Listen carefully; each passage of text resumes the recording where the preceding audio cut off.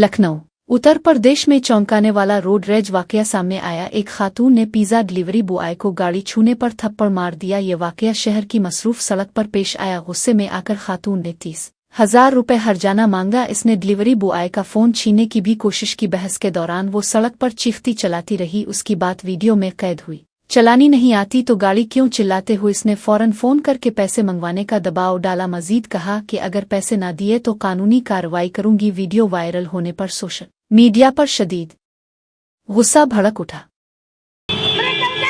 तो जा रहा हूँ रोड पे जाओगे तो कुछ भी करोगे, रोड पे जाओगे तो कुछ भी करोगे। अरे गाड़ी चलानी नहीं आती क्यों चलाता है? क्यों चलाता है गाड़ी? मैम आप मार उल्टा रही हैं ऊपर से। मैं कह रही हूँ मैं मार नहीं तो घाव नहीं हो गया तुझे। पहले फोन कर पैसा मंगा मेरे किसी वक्त। अबे जा रही थी मैम, इधर कर रही थी और मैं भी जा रहा था। गलती से ब्रेक लगाया लेकिन हुआ नहीं और मैम की गाड़ी टूट गई है। ऊपर से मार रही बताओ।